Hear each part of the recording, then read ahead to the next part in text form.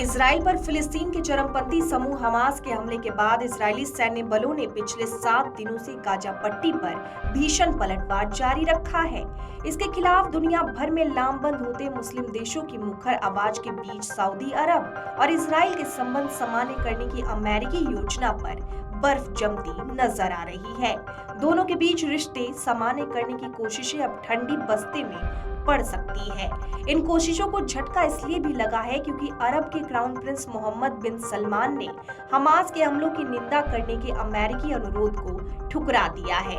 इतना ही नहीं, सलमान ने अमेरिका और इजराइल के कट्टर विरोधी ईरान के राष्ट्रपति इब्राहिम रईसी से भी फोन पर पहली बात की। आपको बता दें, इजरायली कार्रवाई से अरब जगत के लोगों में जो गुस्सा पैदा हो रहा है, उससे पूरे क्षेत्र में हिंसा फैलने की आशंका है। अरब से इस्लाम की शुरुआती मानी जाती है और दुनिया भर के मुस्लिम समुदाय के 2 सबसे पवित्र इबादतगाह यहाँ हैं। इसलिए इजराइल की कार्रवाई से जुड़ी इस्लामी भावनाओं को भी अरब दरकिनार नहीं कर पा रहा। बता दें, फिलहाल इजराइल और अरब के बीच रिश्ते सामान्य करने के प्रयास को रोक दिया गया है। इतना ही नहीं, जब शांति बहाल होगी तो अरब फिलिस्तीन के अधिकारियों की बात इजराइल से प्रमुखता से करेगा। सऊदी के विश्लेषक अजित अलघियन ने कहा कि अरब और इजराइल के बीच रिश्तों को सामान्य करने के प्रयासों को पहले ही मुश्किल माना जा रहा था। जब इस जंग के बाद इस पर लगभग पूरी तरह से विराम लग सकता है।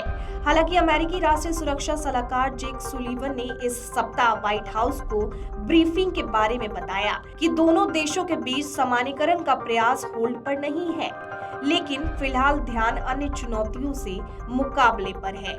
आपको बता दें, अमेरिकी विशेषज्ञों का दावा है कि सऊदी अरब और इजराइल के संबंध सामान्य होने पर अपने देश का सपना हमेशा के लिए खत्म हो जाता। इसलिए इस समझौते को रोकने के लिए ही हमास ने 7 अक्टूबर को इजराइल पर बड़े हमले को अंजाम दिया।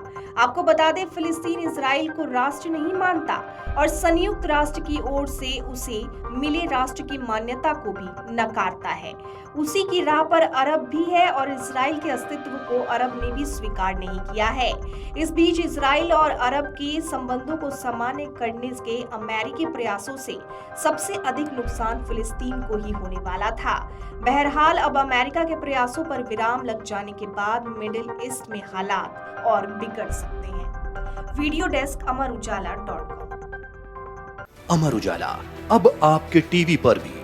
अपने स्मार्ट टीवी पर YouTube पर सर्च करें अमर उजाला, चैनल सब्सक्राइब करें और देखें ताजा खबरें, वो भी HD क्वालिटी में। और हाँ, बेल आइकन दबाना ना भूलें ताकि हर खबर हो आपके घर। अमर उजाला, निष्पक्ष, निर्भीक, निरंतर।